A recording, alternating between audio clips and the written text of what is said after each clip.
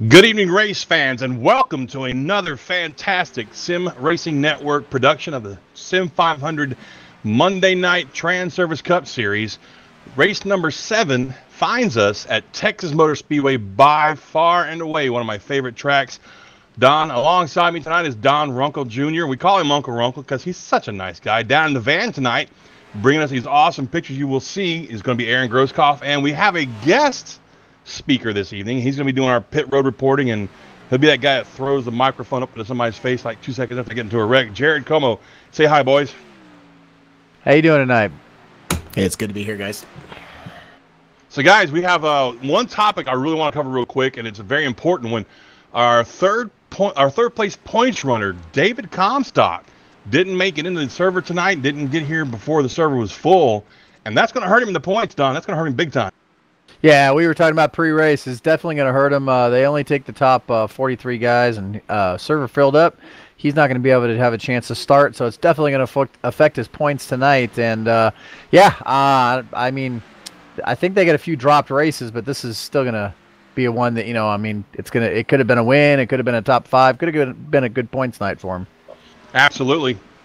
And our producer's saying they get 5 drop races, so what's unfortunate, I mean, that's lucky for him. But what's unfortunate is that he might not have wanted to waste it on a place like Texas where we know he runs good. He might have wanted to save that for Bristol or Martinsville or something like that.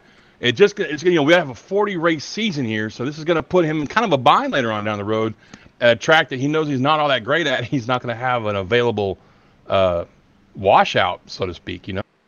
Yeah, definitely. And I think this would have been a track that he would have been pretty successful at. It's kind of right up his alley. He's always running pretty consistent on these mile-and-a-half or bigger tracks. He's kind of D-shaped ovals or whatever. So, yeah, it's going to hurt him. But like you said, he's still got a few races to fall back on for drops. So, and it's a long season. So, he can still bounce back. I got faith. Well, he ran great last night, but got involved in an unfortunate incident that took him out of the race. And he went from, I want to say, 28th start spot, was running the top 3 by halfway, and was involved in an unfortunate incident that ruined his night for him. Well, right now, Don, we're qualifying, and folks, this is Texas Motor Speedway, located just outside of Dallas-Fort Worth area. It's 1.5 miles. It's a fantastic track. It's one of my favorites to drive on, and I've done, I couldn't even tell you, close to 1,000 laps this week, Don, on this track in this car. And if anything has shown me one thing, this race is going to be exciting, is what we could look forward to. I'm definitely glad you got some laps on it, because I haven't turned any laps whatsoever in the Cup car at Texas with this new package. So I'm going to be just as surprised as some of our viewers to see how this race is going to be. I'm going to take your word for it. I have been hearing that there are going to be line changes the further we go into the run. We were talking about that pre-race, and we'll continue to talk about it as the race progresses, and we'll show you how these guys are going to be changing their lines because of the tire wear at this track. Absolutely, and we're just about done with qualifying right now. I'm stressing that right now. It looks like Tommy Ryan's sitting on the pole. We'll wait just a few more seconds here, let this unfold, and once we get a solid field lineup, we'll give you guys the rundown real quick. We'll have a chat with our pole sitter, but first, I just want to remind everybody we have the triple threat of broadcasting here at the Sim Racing Network. What we mean by that is you can find us on Facebook, Twitch, and YouTube. Just search the Sim Racing Network, and if you wouldn't mind, give us a like and a follow, and set yourself up for notifications so you can be notified of whenever we go live with these broadcasts, and you can enjoy every single lap, every single second. Well, Don, here we go. Qualifying's over with. Let's give them our top 10, and then look at that. I'm glad I waited at the very last second there. Anthony DeBarro in the 27 car pulls off the pole. To his outside will be Tommy Ryan, that 99 car. Starting the third is going to be that number 15 car, Nick Silver, and the number 39 of Daniel Falkingham. On the inside of row 3 is going to be Nick Timms in that number 51 car, sharp-looking car. To his outside is Chad Coleman in the 20 car. Starting behind them will be in the number 52 car of Sean Castro, and behind him will be in the number 81 of Adam Gilliland. And inside row 5, Jose Gonzalez in that 26 car. I wonder if we still got Chad Cole's face on that car. I haven't checked yet, but that was one of the most distracting paint schemes I've seen lately. And outside row 5 will be Josh Parker in that 23 car. Now, a little heads up, folks. Mr. Parker and Mr. Falkingham might have some unfinished business from last night. For those of you that missed our broadcast from this series, the Xfinity series at this track last night, Falkingham had a dominating car, led a ton of laps last night. I think he led the majority of the laps last night. But late in the race, had a pit stop incident that cost him a couple spots. Was trying to get by Parker in the 23 for a very long time, and finally got tired of waiting and applied the chrome horn, and well, excitement followed, and we'll just leave it at that. So we'll keep our eye on those two when they get around each other on track tonight, Don, because that might just provide a little extra entertainment here at Texas. It definitely could, and there'll be some tight racing here, so we'll have to see if those guys are going to remember. I'm sure they both are going to remember. We'll have to see how that goes, though. I was going to say, I don't think anybody's got short memories here in the Sim500 League. Now, folks, if you find what you're looking at to be interesting and you might think you want to try to be a part of it, head on over to sim500.com and see what they've got to offer. They might have a couple of series opening up here in the next few weeks that you can be a part of and get to know these guys. It's some of the best sim racers on iRacing. And, you know, you can't go wrong when you get in here with a bunch of these guys. It's usually fun. Sometimes it can be a little stressful, I'm sure. But I've been racing with them a few weeks myself, and I've had a blast. So here we go, Don. They're rolling off. So real quick, let's jump down to our in-race pit reporter, Jared Como. Jared, what do you think we'll see tonight on pit road? You're going to see is a lot of people coming in. Put the hot dog down, son. Probably 40 or 50, lap 40 or 50. And getting their 4 tires, it's going to get really tight after about 5 laps here. You're going to be able to see these guys going full out first few laps, and then all of a sudden those tires are just going to fall right off. So you're probably going to see a pit strategy probably around 35 to 45 lap mark here to get forward fuel. I have to agree with that for sure. I mean, that's about how far we land. I was able to do a couple of these A-Cup races, one stop, but they were 100 lap races. We have 134 laps to go tonight, so it'll be at least 2 stops, if not more, but we shall see. Well, here we go, Don. They're coming out of 3 and 4 right now. How do you feel about taking these guys to green, man? Go ahead and do it. Yeah, pace car's peeling off right now. Lights are off. These guys are going to be restarting for the very first time tonight. And there they go. Green flag is out. We see Anthony DeBarro get a great jump there. And basically, those guys are just jockeying for position. You see a lot of guys changing lanes back there. Basically, this is the right time to try to take advantage of these fresh tires and this cool track. Lots of grip. You see a lot of shifting around going on there behind the leader as they go down the backstretch. That's right. They were 3 wide for second place for a second there. Falkingham jumped down to the inside now, and he's going to sneak up in there in the 3rd spot after he started this race in 4th. He's going to take that spot away. And like you said, this is the point where you can be aggressive on these tires and try to make some moves and get some extra spots, because after a while, passing is going to be, well, to put it not so lightly, a bitch. Yeah, it's going to be really difficult to pass the later on they go in the run. Plus, these guys are all bunched together right now. It's a good time to kind of take advantage of swapping some spots around. You might be able to get a good run and be able to pass 2 guys instead of later on when the field is a little stretched out. It's going to be way harder to pass. So these guys are just basically trying to take advantage of the moves while they can. We're already seeing 3 separate lines through 3 and 4, and that's just going to continue to elevate itself as the race goes on. And you know, just from my experience this week, this car, after about 20 laps, these tires get wicked loose, man. This car is wanting to spin itself out, and that comes from a lack of fuel in the gas tank, but of course old tires. And like Jared said, you know, somewhere around that 5 lap mark, especially when you're behind somebody, this car develops a little bit of a snugness, a little bit of tightness on exit, you know, through center and exit of these turns. So they got to keep your eye on that. To boil it all down, throttle control. Throttle control is what's going to help these guys get through these turns without either running themselves into the wall or spinning out coming off exit. And you can see right now, like our leaders, the top 3, even 4, 5 back, these guys are kind of choosing a low line right now. You see a few guys kind of going a little bit higher, going in the middle, sometimes high. Later on in the run, it's going to be really difficult to keep that car down low, like you said. It's going to take a lot of throttle control to keep the rear end of that car from coming around. Just like you mentioned before, the weight difference as they burn this fuel off on the rear of the car is going to definitely play a hand in how this car is going to drive later on in the field run. Well, right now I'm looking at Tommy Ryan back here. He's got his hands full. He's down on the inside. On his outside is Chad Coleman, and Chad's trying to take that spot away. Ryan started up there on the front row, but has kind of, oh wait, no, I'm sorry. I am looking at the entirely wrong car right there, folks. We have a yellow out already. Saved by the yellow. And it looks like, I'm trying to get a number for our producer here. See who was Nick Cohan. Was it Nick Cohan? Yeah, it looks like Nick Cohan in the 21. And maybe he the got 8 was turned involved by. in that. He looks like he got a little help from the 83 there. 83 got into his left rear, spun Cohan, and wow, took a couple of cars with him.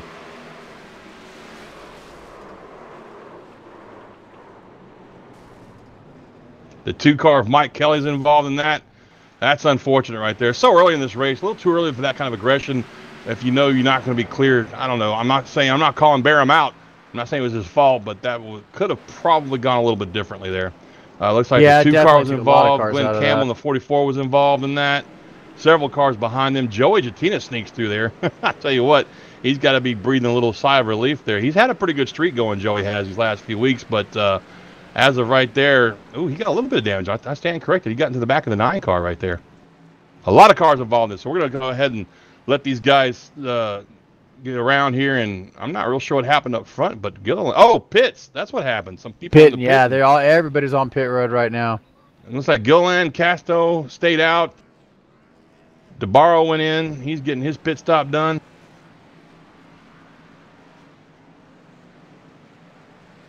Yeah. We're getting a report from pit road that we got a lot of 2-tire stops that happened here, which is a little surprising, but it is only lap 7. I'm not entirely too surprised about that. I actually tried it myself a couple times this week, and it wasn't too bad. After 10 laps, you don't want to do 2 tires. It's no fun at all. Yeah, and you notice the track got a little misses pits. The track got a little dark there too. We've got a little cloud cover over it. Might cool the track down a little bit and change these conditions just a tick. Yeah, the 22 completely missed his pit stop right there. Just went driving right on down pit road. I'm not laughing at him. That's not cool when it happens to me, but I've done it before. That's why I'm laughing. So he's going to have to come back in and pit. So, folks, we're going to let this cycle around a couple of times, and then we'll give you an update on who came out where and who's got damage and who's not racing anymore. So we're going to take a quick commercial break, but we'll stay on corner to corner, and we'll let this thing update. When we get back, we'll give you a quick rundown of the top 5. Stay tuned to the Sim Racing Network.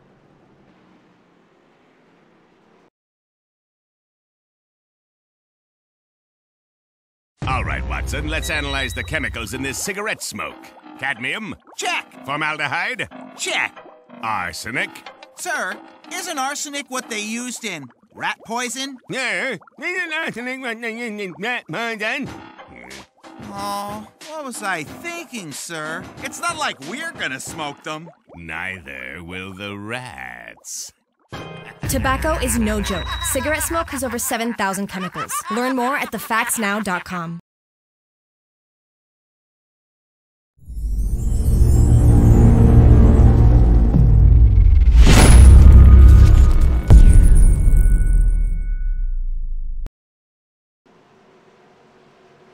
Welcome back to Texas Motor Speedway. It's the Monday night Transervice Cup Series here at Texas.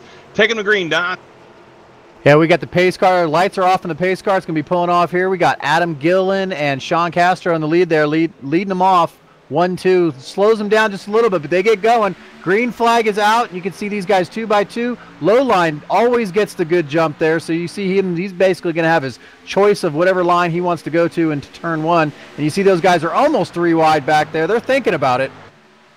Yeah, that clean air up is, man, there's a little bit of contact there between the 41 of E.J. O'Rourke and the 52 on the outside of Castro there. That 26 Budweiser car down low on the inside takes second spot. That's Jose Gonzalez, moves up from third to second. A little bit of contact there from E.J. O'Rourke. Oh, here we go. O'Rourke got jacked up, and there goes another car to the inside.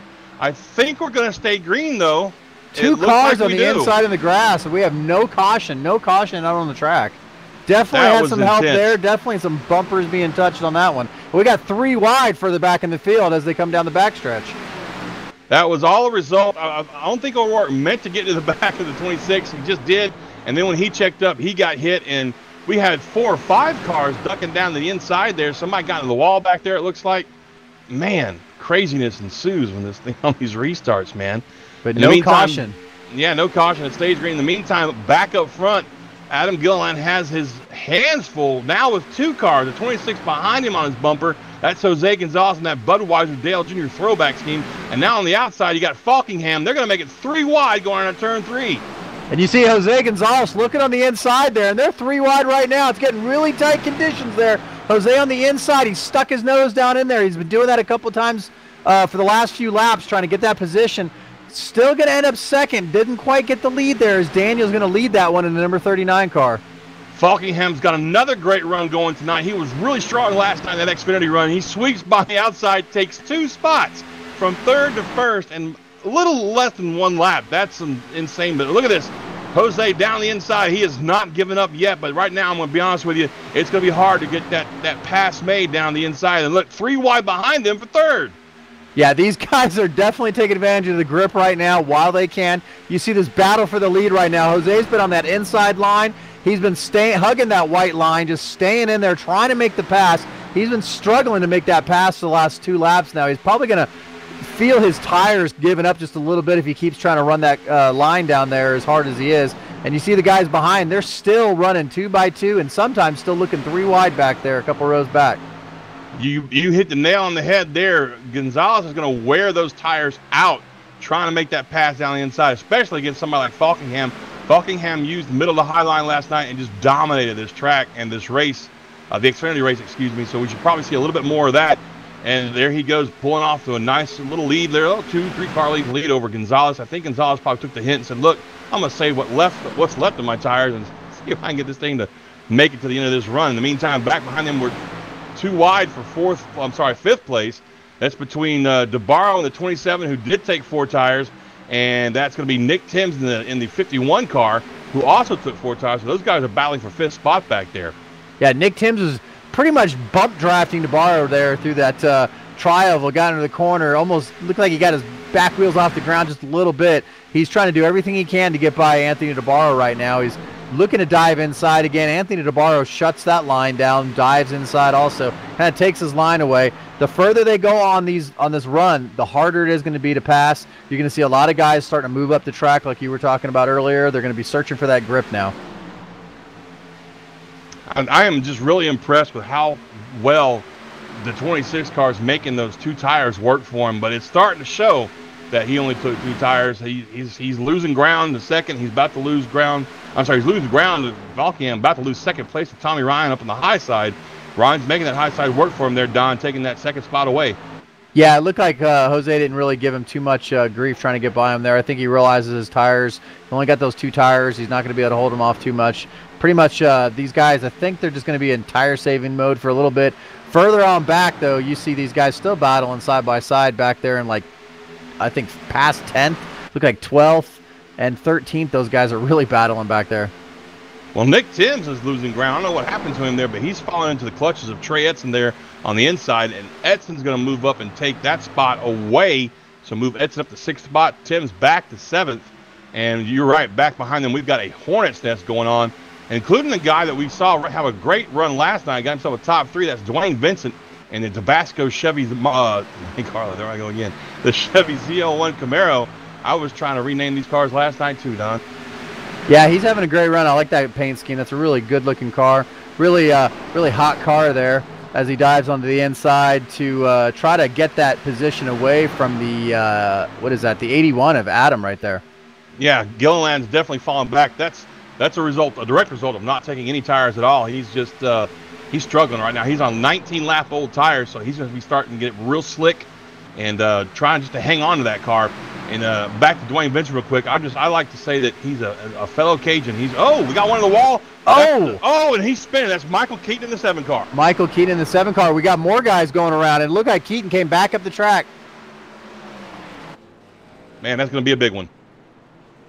He was riding 14th on a 43-car field. He hits the wall, comes down, takes out 1 car, comes back up. Oh, no, that's not him that came up on the track. That was... It was another car, yeah. Is that Boundy? I think it was. I think it was the 34. No, that's 20. That's the 20 of Chad Coleman. Yeah, Chad Coleman.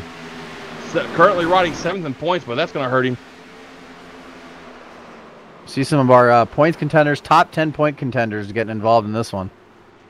Yeah, I'm not real sure. I think Keaton just kind of got loose there, coming off of turn 2, it looks like, and got up into the wall and then just looped it. Oh, no, I see what happened. He checked up trying to miss Boundy. Got down, got a little nose touch there, and then just went down the track, got into Coleman. Coleman came back up in the track there.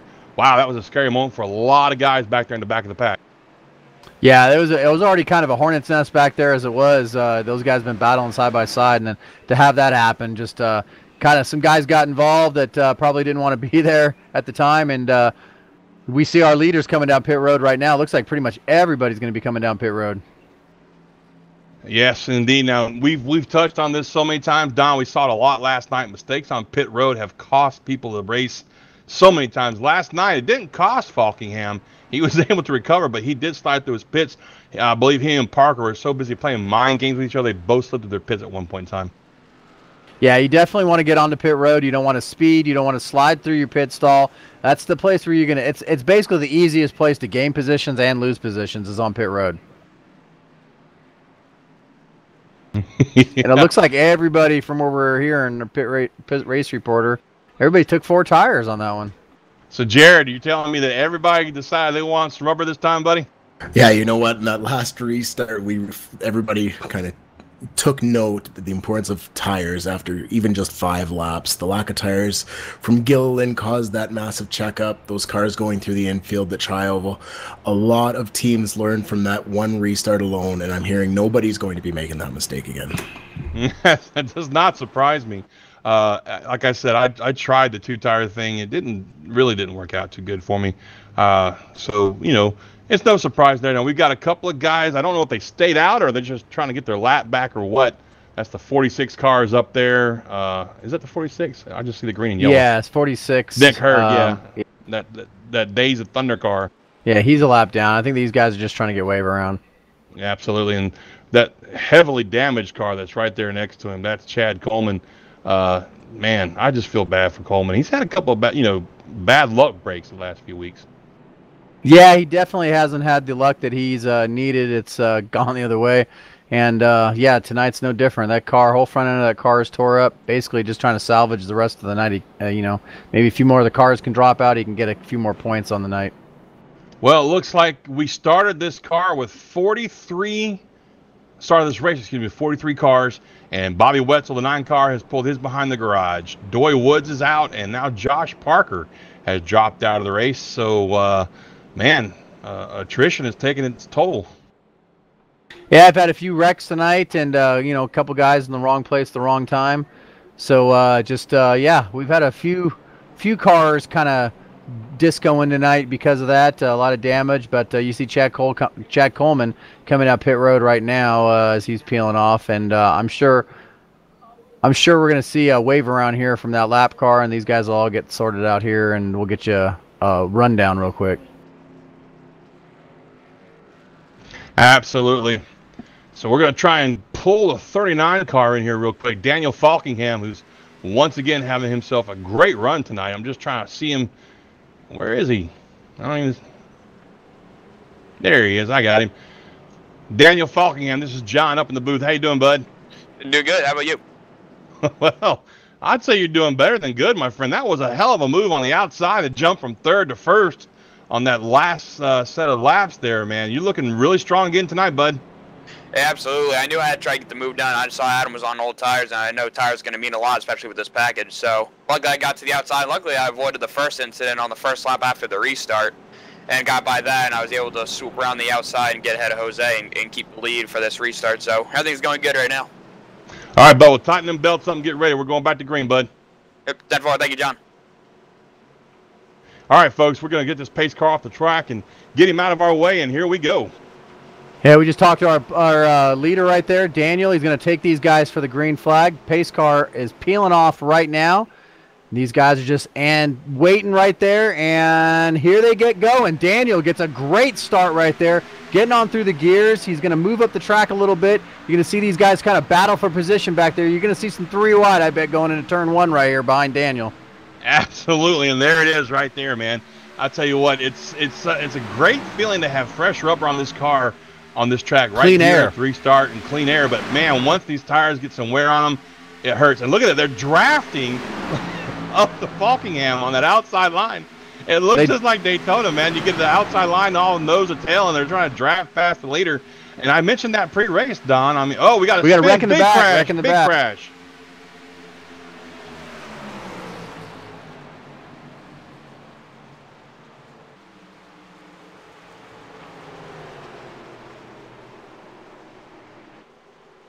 Yeah, it looks like it's the 15 car and the 14 car involved in that.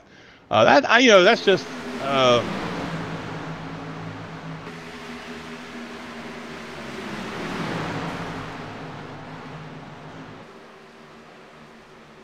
Oh man, Katina was involved in that. That's going to ruin his streak right there. Yeah, he's had some looks good like runs last couple weeks, and that's definitely going to ruin it for him. Boris Cook was involved in that. It looks like Jatina got into the back of somebody there and checked up. When he checked up like that. Yeah, he got in the back of Nick Cohan at 21, and when he checked up to let Cohan straighten it up, he got just nailed by the 15 and went outside, hit O'Rourke. O'Rourke got just everybody. Really, I'm not even going to be able to name all the names. Just a big old. I mean, it's almost like these guys are. We're talking about how they're drafting here at the track. It's almost like a restricted plate race when when a wreck happens. It's almost like always the big one. Absolutely. And I mean, that's just it was an absolute product of close racing right there. Wasn't anybody's fault, really. Like I said, it looked like maybe Cohan just got off pace for whatever reason, coming out of 4. Jatina checked up, trying not to run him over, and it was just kind of a accordion effect from there. Let's see if we can get a quick word with the driver of that 14 car, Joey Jatina. This is John up in the booth. You got me, buddy? Hey, man. So we know you down there in the pits trying to get some repairs done. You think you'll get it back out? 3 minutes of damage. It's been one of those races. Just can't get out of everybody's way. I hear you, man. From our replay up here, it just looked like it was a bottleneck right there behind the 21 car, and you really didn't have anywhere to go, and the guy behind you just didn't have anywhere to go either, bud. Is that what you saw? Yeah, just guys, this package, I tried my best to stress this before we got going for guys to be patient on the starts, because obviously we're on top of each other, but there's just a bunch of them that just can't get that through their heads. It's balls to the wall from the start to the finish, and this is what we get. So, I mean, it don't pay to be out here in the middle of their way. I'm sorry to hear your bad luck tonight, man. I can hear in your voice you're disappointed. Well, I'm hoping the night turns around for you, Joey. Good luck for the rest of the evening, buddy. Thank you, bud. And that was the driver of the 14 car involved in that last caution. The lights are out on our pace car, and you just hear it in his voice. You know, he had a great streak going there for a few weeks now, Don, and that's just up in smoke tonight. Yeah, he's had a good little run going for those 2 weeks. I talked to him last week about his top 10, and I think we talked to him up here in the booth. And, yeah, just in the wrong place at the wrong time right there, and just luck run out for Mr. Joey there. And his own... And, you know, he kind of touched on something I said, only he said it in a much more frustrated way. This package, man, these guys just it's really misleading. I mean, you get comfortable with it because it feels so good with fresh tires and the way it handles. It's really hard to spin this car with fresh tires. I'm telling you, I tried, but it's misleading because you can run up on somebody unexpectedly. I mean, you just suck right up to them. And it's like Joey said, these guys just really aren't paying attention, and that's unfortunate. But that's what I saw all week long with this package at Texas was just guys, and I hate to say this, running out of talent. But you hear about it, and that's what it is basically. Well, you were talking about how, you know, the draft applies here, and these guys can kind of suck up there in the backstretch and going into the corners, and I think that throws a lot of these guys off. They don't realize how much speed they're carrying into the corners, and one guy in front of them might push up a little bit and, you know, lose that momentum, and they just get all packed together, and bad stuff starts to happen. You lose less speed through the corners with this package than you ever have before. You're carrying much more speed through the corner. I'm not saying you're going faster. You're just not losing as much. Yeah. Well, Don, we've beat it to death, so let's let it go. We're going back to green here. I'm going to tell you straight up, I foresee this is not going to be our last caution until these guys can understand this package a little bit better. But here we go. The pace lights are off the car. They're stacked up 2 by 2. They're coming through 4 right now, and I'm telling you right now, watch for Falkingham and his mind games, folks. He loves this. He's going to check everybody up, and about the point he can't slow down anymore, he's going to punch it, and pace car is off, and there we go. And like I said, off he goes, man. He's off the race, and we got 2 cars spinning tires right there. The 26 of Gonzalez spun his tires. They're 3 wide for 4th place going into 1. I don't know if this is going to work. Oh my goodness, 3 wide for third place now. Nobody lifted, even though they spun their tires right there, Don. Well, that checkup, it looked like Jose Gonzalez just kind of, just that checkup on the start there, the mind games that you were talking about that Daniel was kind of throwing down there. I don't think Jose really had a good start there, and Anthony just really took advantage of that. But Jose looks like he's still going to be okay in third from right now. Those guys are still battling 3 wide back there as we almost see contact between Anthony DeBarro and Justin Fuller, I believe. Or no, that was the 81 of Adam Gillen. Yeah, DeBarro and Gillen. They're still 3 wide. Still 3 wide for 2 freaking laps already. DeBarro doesn't know how to get out of this. I don't think he wants to be in the middle of this sandwich, but there he goes. He slides up to the outside, back down the inside now, right in front of that yellow car. I'll tell you what, that's insane. And we got a slow car up in front of the leaders. I'm not sure who that is, but that's going to play into this here shortly. These guys are duking it out, going 2 and 3 wide for these turns, and then we're going to have a slow car up ahead of them. That could make things very interesting. Yeah, definitely. The momentum carrying through through the corners here is so important. And if you get caught up to a slower car or a lap car that kind of makes you pick when you're trying to make a pass on somebody, that can definitely frustrate a driver. As we see these guys still battling 2 by 2 back here. You see almost 3 wide further back. I mean, these guys are really going at it here. That slower car is the 22 of Nelson Rivera. Not sure what happened to him to slow him down and put him so far back, but he is right there, going to be in front of these leaders here shortly, and definitely going to make a difference. And I'll tell you, look at this. Again, they're going 3 wide, coming off of turn 2, or trying to anyway, for a fight for third spot. Tommy Ryan has it at the moment, and the 81 of Gilliland wants to take it away from him, and he's got company with a 5 of Fuller. Yeah, you can see the different lines these guys are using. Some of these guys are staying on that bottom. They're trying to diamond that corner a little bit, and then the other guys are trying to use that high line to kind of carry that momentum along with them on the high side. And, I mean, you see a lot of guys experimenting with different lines early on here. Right now, Daniel's loving that clean air right now. He can put the car anywhere he wants as the leader. He doesn't have to worry about anybody else really getting in his way or anything. So he's basically just running this race right now. And that's all you can really do is just run your line, run your race, and try not to make any mistakes in the process. And they haven't quite caught that 22 car yet. He may not be fully off the pace. He might just have had some connection issues. I don't know what happened. He's at the tail end, of the lead lap, so he's just hanging on there. In the meantime, we're still got one hell of a fight going on back here from third on back to about 6th right there. Yeah, these guys are definitely flirting with the different lanes, and you see the track got a little darker again. Looks like we got a little bit of cloud cover. Cool this track off a little bit. These guys are, basically searching for all the grip they possibly can. The cooler this track gets, the more grip they'll have. So right now, wow, we see a lot of slicing and dicing and lane changing going on about 4th place back. All the way back, basically 3rd place back is just a hornet's nest. Those guys are going all over the place trying to make passes right now on these older tires. Absolutely. And that's the best part of this package, man, is you can do that.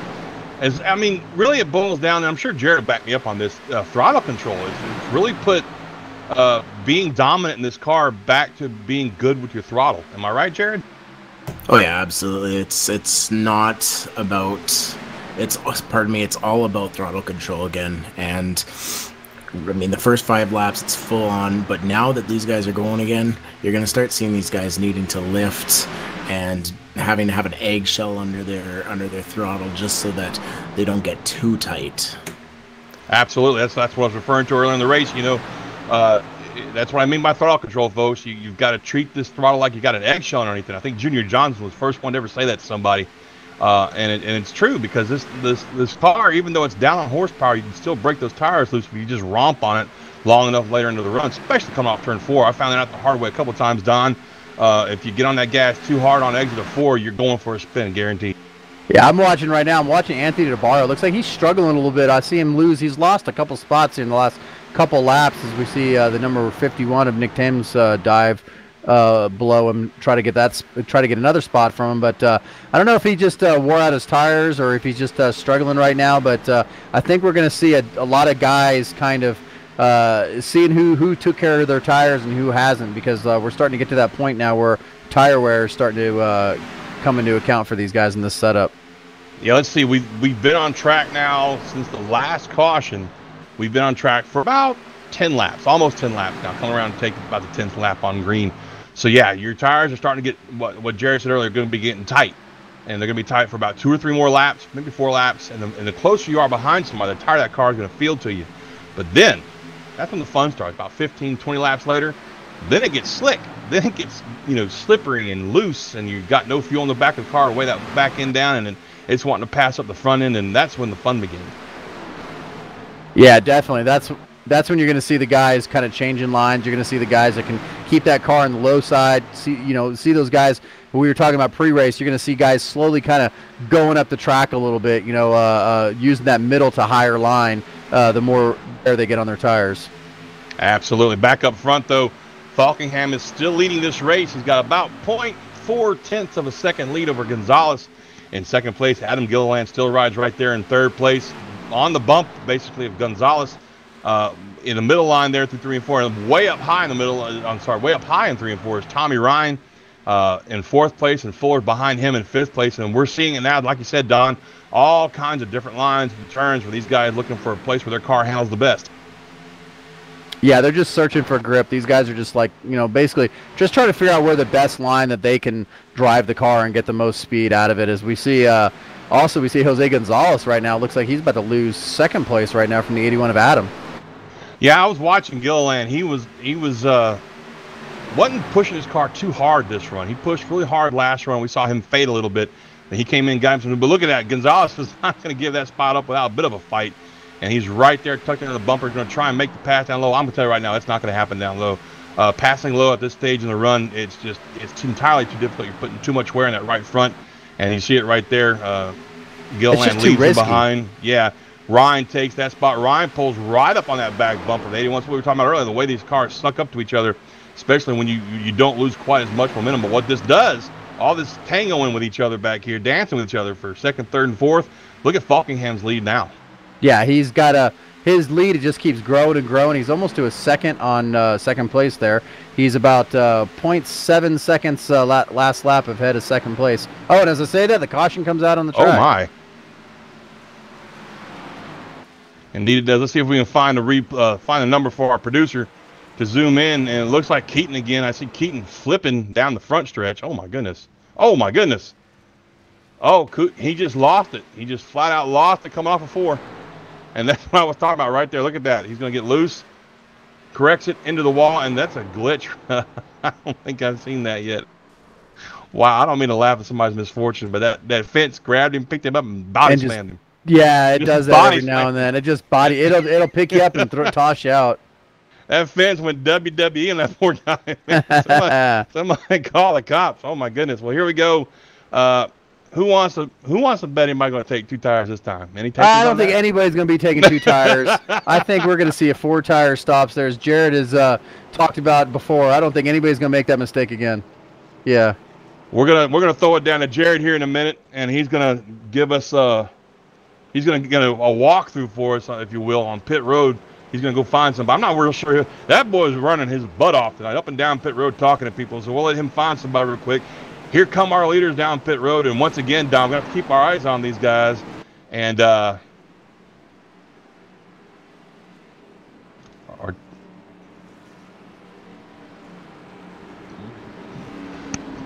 we're going to focus on, looks like Chad Cole for this pit stop. In the meantime, our leaders are all coming in their box, and it looks like everybody gets in pretty clean. Nobody slides through except for Nick Timms, as I say that. Well, he didn't slide through. He just kind of got cockeyed, but his pit crew's going to go ahead and make the stop there. Go ahead, Jerry.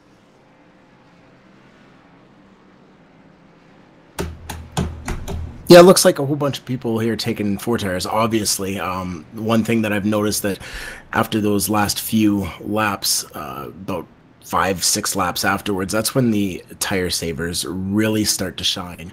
I'm looking at the number 82 at Chad Cole. He started near the back, 39th. He came out of, just before the pits, he was 14th. He's one of those guys who are notorious for saving tires. So what I'm really noticing is these guys who are saving these tires after about 10 laps is when you're going to see these guys shine. Wholeheartedly agree with you on that. Cole fits that mold, just like Dave Comstock, old Steve Sheehan, that guy. Those guys were notorious, like you said, for saving their tires for the long run. And that's where, we're going to see a problem, I think, is some of these guys, I'm not saying Cole in particular, but some of these guys that like to save their tires and be there at the end aren't going to get that chance, I'm afraid, because we're just not seeing the long green flag runs that they really want to see. I don't think we've gone past 22, 23 laps yet, have we?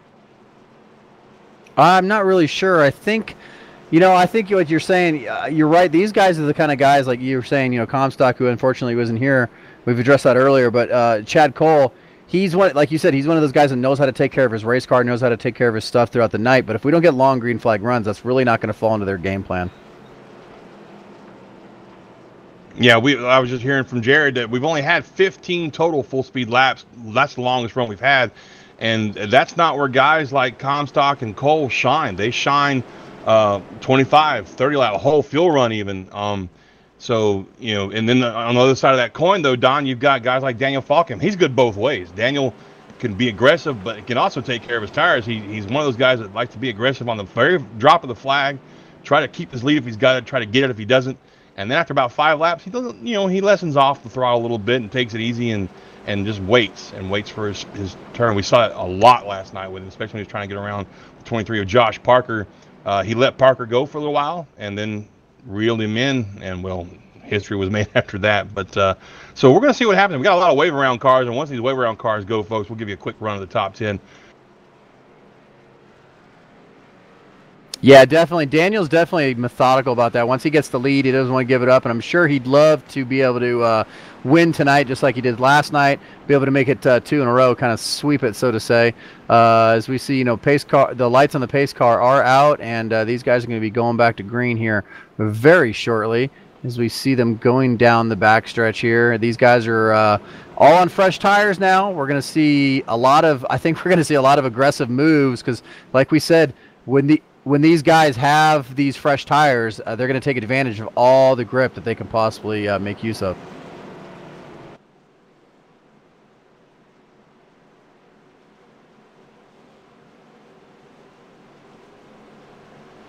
But these guys right now, we're not even at halfway yet. We still got a lot of racing left to go. The 134 laps we're scheduled to race tonight. So as of right now, we're going to have to see how aggressive these guys will be. I mean, like I said, they have fresh rubber, so I think you're going to see a lot of guys making moves that they necessarily wouldn't make if they had older tires. Pace car's peeling off. These guys are going to go green. Daniel's going to check up the field a little bit, and he's going to get going. But it looks like the 81 jumped it just a little bit, got going a little bit sooner than he should have. I think he slowed down before that start-finish line as not to get black flag because he cannot get to that start-finish line before the leader. But Daniel's down low, and we see those guys 2 by 2 by 2, the rest of the field back. I think the 81 scared himself right there. I think we would have been fine if he hadn't checked up so much. But by doing, look at this, 4 wide almost. We're going to be 3 wide at least for the lead. Gonzalez in the middle of that sandwich. Fuller on the outside. Fuller's going to back off a little bit, drop down behind Gonzalez, maybe try and bump draft him up there past giving him a push. Here we go through the trial, gives him a little push, then peeks down. He might try and squeeze in there. No room for him though. In the meantime, go ahead. Go ahead. Oh, I was going to say Fuller was trying to make it 3 wide there for a little bit. Had to back off. He also had to protect his position. Was almost going to drop back and go 3 wide. Jose's been very aggressive on these starts here. He's trying to make use of all that grip. He's trying to, pass high, pass low. Right now he's in the middle, but he's not afraid to kind of like almost use a little side draft there. And, it's almost like he wants to tuck in behind Daniel, get the draft, and then try to get that momentum to get by him on the high side. Just can't quite make the pass. I have seen that work a few times, actually, Don, the way you said that. Use the draft to get up alongside and make the pass. I have seen that work a couple of times this week. In the meantime, back behind them, Vincent's moved his way up into the top 5 by some aggressive maneuvers of his own. Gonzalez has not given this fight up for his lead at all, Don. He is right there on the back bumper of Daniel Falkingham.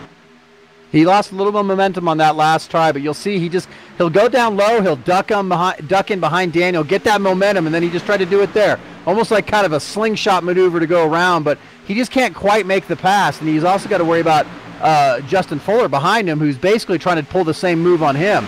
So, he's got to look in his mirror at the same time, protect his position, but at the same time, he's trying to set Daniel up for that pass for the lead. And here we are, lap 51 out of 134, not even halfway yet. And you'd think we're on the final lap, the way these guys are cutting and slicing right now. Yeah, they're slicing all over the place. These guys are it's almost like we were talking about before, this like a restrictor plate race. These guys are really using the draft and really using the aero to be able to make moves here. And right now, Daniel's in the best place for that aero because he's got clean air and he can basically just put that car wherever he wants. All he has to do is really do some mirror driving and just watch out for Jose to make sure, Jose doesn't try to make that like a move on the bottom and dive to the inside. We got a fight for 5th back there. Gilliland cuts right up in front of Dwayne Vincent and takes that spot away. I don't think Vincent was really going to fight him that hard. And Vincent is going to give him that spot. And tell you what, folks, while we get all this excitement sorted out, we're going to go to turn it up and let you guys enjoy the sounds of racing.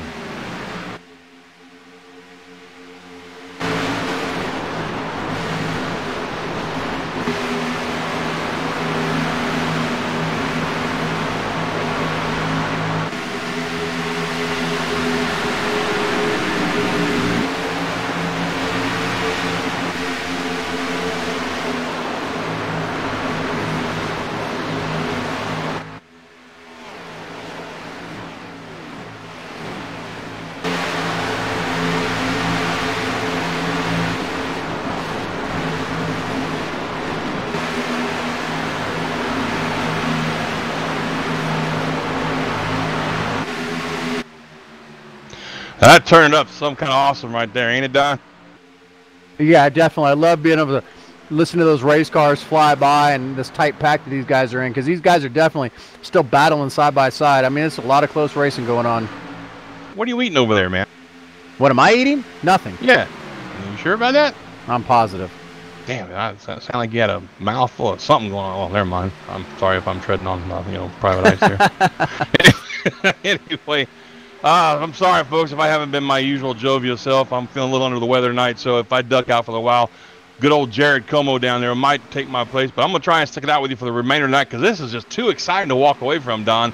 I just can't get over how, so many different lines right about now. I mean, we're about 5-10 laps, 7 laps into this run now. And all the main excitement's over with the really serious aggression. But now we got guys searching for grip again, trying to find that sweet spot where their car runs really good. I'm watching right now. Jose Gonzalez is really committed to that bottom line, but Justin Fuller, the last couple of laps, he really diamonded in that corner. You can see really carrying that momentum on the high side, trying to get past Jose. He's been running that high side along with Tommy Ryan behind him. And they've been kind of making that high line work, but they, when there's not a car below them, they'll really diamond it down to the bottom and carry that momentum through. And you can see it really worked for both of them as Fuller gets by Jose Gonzalez. And right now we got Tommy Ryan looking on the outside to get by him also. Just my experience from this past week racing the A-Series, I found the high line to be better defensively in 1 and 2. In other words, if I had somebody trying to pass me, it was better for me to be up that high line. They couldn't get by me. But for passing somebody, I found it much better to do that in 3 and 4 in the high line, to be honest with you.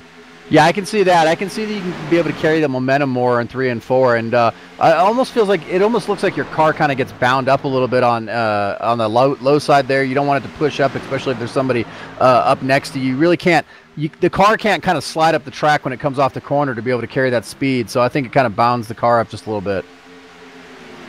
And we have a report from pit road. Yeah, we've dropped 12 degrees on our track temp.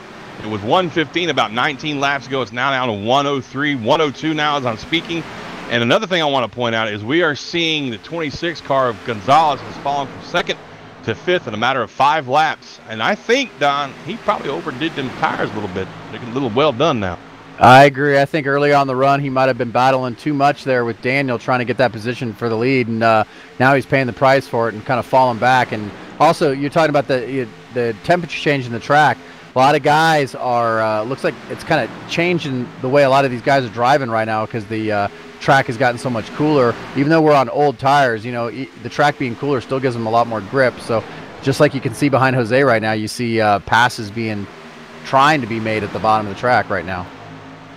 In the meantime, up front, we've got a battle for the lead. It looks like the 5 car has finally caught Falkingham, run him down. He's down on the inside. I'm not sure. If Falkingham puts up a fight, he'll be able to take that lead back. If he doesn't, it's going to be Fuller's coming off of turn 2. But it looks to me like Falkingham's not quite ready to give it up just yet. And that's kind of what I said earlier. To me, anyway, it was easier to make passes on the outside of 3 and 4 and defend from the pass on the inside of 1 and 2. And as I say that, look at that. Fuller slides up in front of Falkingham. Falkingham turns a hard left, Don, coming down across the trial of that time. It's going to be Fuller with the lead. Fuller gets the lead, but they're side by side, and Fongenham gets that low line there. I'm not sure if Fuller's going to be able to hold him off because it looked like Fuller just dove it so much into that corner. He really couldn't carry the momentum through all the way around that lap. As you see Daniels being able to kind of do a crossover and passes him. You see Fuller gives him a little shot in the bumper there going into the corner, and Fuller's going to look on the inside once again to try to make a pass to the lead there. And all this fight between those two has brought Tommy Ryan up into the picture. And behind Tommy Ryan, we got the 81 of Adam Gilliland, who was showing a lot of strength earlier as well. So this is it, man. We've got basically a four-car fight for first place. Yeah, and I don't know if that low line's really going to help Fuller too much. I think, like you said, the tires are too wore. Tries to get back into the high side, and you see the 81 of Adam just dive down to the inside. He's going to try to pass 2 cars at the same time. He's going to try to slide up in front of Fuller there. He's going to lose a lot of momentum, and Fuller's going to stay to the high side as Adam stays to the inside. He could have cut his nose off there. That could have been real squirrely there for a little while. Absolutely, man. He just send it. That's what I'm going to do. Definitely send it. And Daniel's loving that. He's still hanging out in second spot right there, sort of. Yeah, they're still battling right there, and Daniel kind of wants to see that. He wants to see these guys battle. You see Tommy Ryan give Justin Fuller a big shot to the bumper going into the corner there. Just ahead of them, though, we've got what looks like the 48 car of, who's that? Jimmy North. Yeah, the lap car of Jimmy North. He's going to be a part of this equation here very shortly. We'll see how this works out for these guys. Yeah, you see a lot of these guys, we were talking about the draft, these guys get such a run going to the corner, and it's almost like the momentum carries them to where they can kind of pull that slide job, but the problem is they got to get the car woed down and not be able to get up into that wall, and they have to worry about that guy behind them. Is he going to get to the by bumper? Is he going to dive in, on the inside? I mean, there's some really aggressive moves being made for passes here. And just like that, we're all packed up again. I mean, here we are, 15, almost 20 laps. What are we, 20 laps into this run now? Let's see. We got a wreck on the front stretch. Big wreck. Right there at the start-finish line.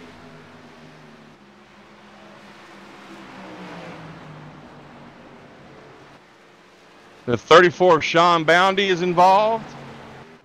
And let's see who else. The 22 of Nelson Rivera. The 21 got a little chunk of it. It looks like, yeah, Rivera just washed up and got loose and got into the 34 of Sean Boundy and sends him around. Very minor damage for Bounty until the Barham car hits him, and now he's got more. Nick Cohen just squeaked by in that wreck right there on the high side of Bounty. I thought he was going to get a piece of that. Kevin DeBrown was involved.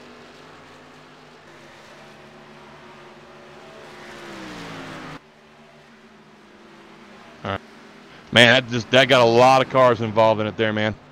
Well, we said before, these guys, they're racing so close and they're so bunched together.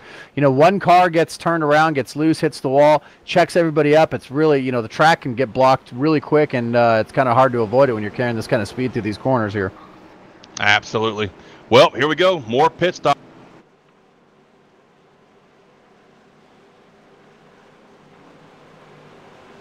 And I tell you what, I'm looking forward to seeing some more of that restart action anyway. Hey, these guys coming down pit road right now. You see everybody's going to come down pit road.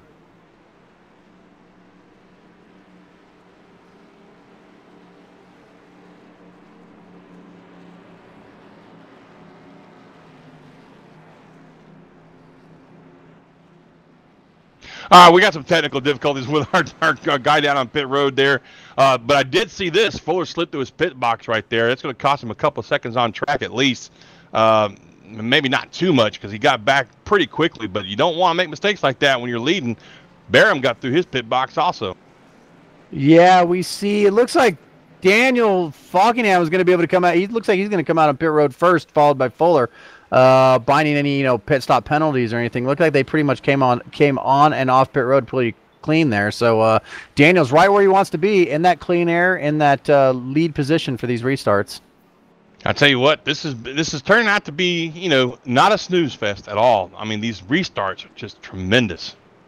Yeah, I'm really enjoying these restarts. That's where all the action is right now, as far as these guys, like we said, fresh tires. The track cools down a little bit, and these guys are able to really race and make passes on the track that they normally wouldn't have.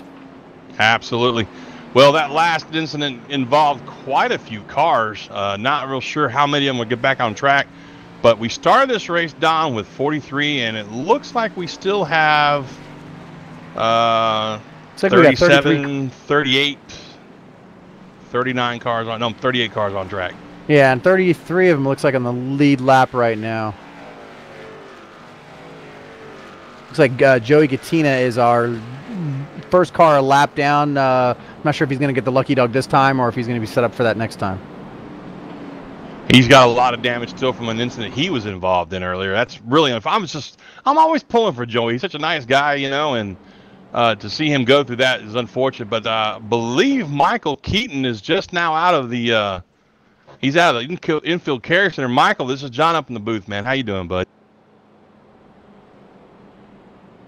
Michael declines to talk with us. That's okay. I can understand his upsetness at being wrecked out so early in the run. Yeah, you know, emotions run high here, and, you know, sometimes guys just want to kind of collect themselves, gather their thoughts a little bit. I can understand.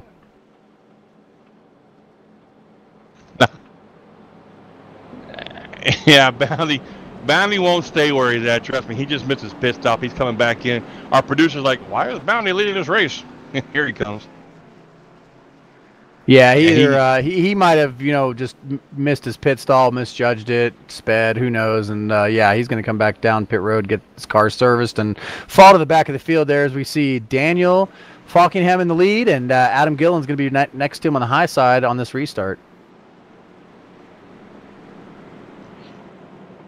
Yeah, he slid through his box. I'm sorry, folks. We're talking amongst each other. Fuller, after that pit stop, that was awesome. After that sliding pit stop of his, he went from 2nd to 7th, which is a substantial amount of ground to lose. Luckily for him, we've still got 65 laps to go in this race, Don. So, he's not out of the top 10. He's right there in shooting distance of the lead. And we've seen these restarts get kind of hairy and exciting. So, you know, it'll be more of the same, I'm sure. Yeah, and look at the big mover there. We got Chad Cole started 39th, and he's in the top 10 and 9th place right now, going to be on this restart. So, That's nothing new from Cole. Nothing new at all from Cole. He knows how to take care of his race car, knows how to take care of his tires, and he's definitely making up some spots there. We'll have to see if he's going to be a contender here at the end. So the lights in the pace car are off. We're going to see Daniel taking this field back to green here. Pace car is going to peel off in turn 4 here and go down pit road. Dan is going to slow this field up just a little bit. Same thing he's been doing every night, starting on the low side. Every restart, there he gets going. Anthony DeBarro is going to get a pretty good start behind him too, and we're going to see these guys 2 by 2. We might see some 3-wide action going on back there in 4th and 5th place going into turn 1 here. It looks like they're just slicing and dicing back there. In the meantime, up front, it looks like Gilliland's kind of stuck on the outside at the moment. He's got DeBarro taking that spot away from him. Look at him spread out further back. Oh my goodness, 3 wide now. Back down to 2 wide there, but they were going to 3 wide for the lead between Falkingham, DeBarro, and Gilliland on the outside. That bunches everybody up. Now Falkingham's got his hands full with DeBarro on the outside. He's got Edson in the 40. Somebody we have not talked about tonight, Don. Edson's done poked his hip in this fight. Yeah, these guys are definitely battling. They're trying to make some aggressive moves. Anthony DeBarro's looking on the outside. He's going to try to keep that momentum. If he gets somebody to push him and he can get a little bit of a run going on the outside, he might be able to complete this pass. But with those fresh tires on the inside, Daniel's right where he wants to be. He's got that clean air. He can put that car wherever he wants right now. He can basically choose any line he wants to be in. He can, and like you said, without some help, DeBarro, oh, wow, really just turned it hard right there. That's going to kill his momentum going through that turn. Sharp, sudden moves like that, folks, that's not something you want to pull. That just kills the car's momentum in this race. Definitely. It scrubs your tires a little bit. You can see catching right up on that bumper again. The draft really takes into account here as you see guys dive into the outside because, they're basically getting so much momentum. They don't want to. Oh, yeah, I thought he was going to come down. Off, but Gilliland was loose right there. I thought he was going to come down on him or lose the car there. But these guys gain so much momentum sometimes that, you don't even want to get off the gas because the guy behind you is going to catch you. So sometimes kind of swinging it up the track, maybe to bringing it back down, can help you not lose as much momentum and also not getting the guy in front of you if you're not in a position to pass him yet. Absolutely. In the meantime, I can't get over. Look at this. I mean, there's really no single file racing from 6th on back. It's all 2 wide. Sometimes even 3 wide back there. Yeah, and you can see these guys are doing a lot of mirror driving. You can actually watch these guys even in the top 5 here. They're like changing lanes and battling back and forth, and it's basically they're just looking at in their mirror. They're trying to steal the guy's line in front of him and everything. You know, if you can break that momentum of the guy behind you that's trying to make a pass by stealing his line, and it can really cause them not to be able to complete that pass on you, get that run on you. They have to slow down a little bit. Then they're going to be looking in their mirror, worrying about the guy behind them. So this is the kind of track where you can make a pass, but you also have to be really defensive on protecting your position from the guy behind you that's trying to make a pass on you. Absolutely, and what you touched on a minute ago is when you get that momentum on somebody and you got to kind of dodge left or right. But that's actually how you want to try and time your pass. I mean, it's like kind of like what we were saying earlier, especially if you're going to try and pass somebody like Daniel Falkingham. You've got to let that momentum drag you up as close as you can to him, and then don't jerk the wheel, but ease it, maybe out to the right to pass him on the outside or on the inside, depending on which turn you're in. But right now, Falkingham's got no worries because he's got a pretty good little gap between himself and DeBarro there. Well, it's like you said, you got to kind of set the pass up. You got to be able to judge it when your car is going to suck up to the guy in front of you, and it's where you're going to be on the track when that happens, when you reach his bumper, so you can kind of swing it out or go to the inside and be able to carry that momentum to make the pass. So it's all about setting up the pass. It's something that these guys are planning a lap or 2 laps ahead of time to be able to set that pass what again? Up. Plate racing. Exactly like plate racing. Really That's like basically what it is. Yeah, it really is. I don't see it as a bad thing. A lot of people do complain about it, but I really don't see it as a bad thing. You've taken the best physics aspect of plate racing and thrown it on a mile and a half or even a mile track at Dover here in a couple of weeks, and it's going to be very interesting, to me anyway. Well, like you said, I mean, we're seeing drafting come into effect here. We're seeing when guys get side by side, it bunches the guys up behind them. Like as of right now, Daniel, he's just in clean air, so he can go wherever he wants. He wants to see those guys in the back keep having a fight, but at the same time, if those guys kind of get organized behind him, and if you get like 3 guys that are just going to run nose to tail and run the same line, they can probably catch up to Daniel and then make another jump at him. You just said the most important thing. Those guys have to run the exact same line, though. They cannot step out on each other. But look what we got going on right now, though. As I say that, Fuller ducks down and try and pass Gilliland. If they had stayed 2 by 2 like they just were, or 4 together, they could have caught Falkingham. But when they start dicing like that and trying to pass each other, like you said, they're just going to cut that momentum in half almost. And as you see that, I mean, look, Gilliland thinks he's faster. That's just because he's got that draft. He's going to suck him right up there. But as soon as he drops down the inside, boom, look at that. He lost all that ground right there. And you see when they're lined up like this and they're organized, they actually gain on the leader. It's when they start going diving to the inside to make passes and things like that. That's when the guy that they were just behind loses that momentum from when the guy behind him was pushing him. The guy that dove down low, now he doesn't have any momentum because he's trying to make that pass on the low side. These guys, the only way they're going to catch that leader is to get organized, just like you said, plate racing basically at Texas. Edson gets it, and DeBarro in the 27 gets it, but I don't think Gilliland got that memo. I don't think so. I don't think so either, because they're running up high and they're pretty much running the same line. See DeBarro kind of going to the inside a little bit every now and then. I think he's just trying to take advantage of the momentum in that draft to be able to catch the leader there. I think he understands that if he keeps going high, low, he's not going to be able to get the momentum on the leader. And as we say, all that wind we just wasted. Look at Edson. He's going to put a fight up now. Yeah, I mean, he sees that momentum, and if he can get Fuller to get behind him and push him, or here we go. Now they're 3 wide. Now they're just going to go 3 wide. They don't care about it being organized. And Falkingham has got to be cheering up there in the cockpit. He's like, loving every minute of it. Just go right ahead and do that, please. He's loving every minute of it. As long as they don't bring out a yellow, he wants these guys to be battling like this hard. He wants these guys to be using their tires up by making all these drastic moves, going to the high side, going to the low side, while he can just run his line, run his race, and put his car wherever he wants to be on the track.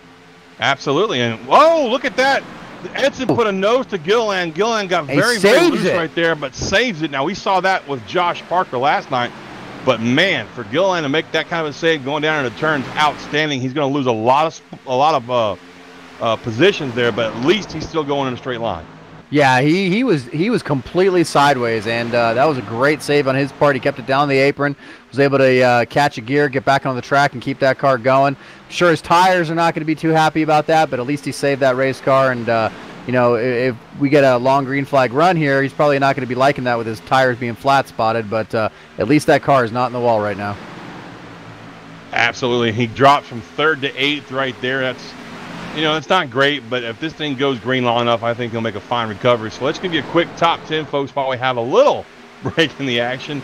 Falkingham is still our leader. He's been out front for quite some time now. DeBarro 2nd, Edson 3rd, Justin Fuller 4th, Chad Cole 5th, Tommy Ryan 6th, Dwayne Vincent from Lafayette, Louisiana 7th place, Adam Gilliland 8th, Nick Timms 9th, and Anthony M. Calantoni is 10th. But that is due to change here shortly. I'm sure we'll start seeing some guys sliding back and some guys inching forward because tire wear, Don, tire wear is a bitch. I'm seeing that already. We were talking about Chad Cole earlier, starting from deep in the field on 39th up to 5th. Another guy that's having a great run there is Randy Yoakum in the 8. He started 41st, and now he's up in 13th, and he's having a great night tonight too, trying to crack that top 10. He's only a few spots from doing it. Well, as you speak, though, our leader has caught some lap traffic, some heavily damaged vehicles right there in front of him. He's got the 48 of Jimmy North right there now. In front of North, you've got Chad Coleman, who was involved in an earlier accident.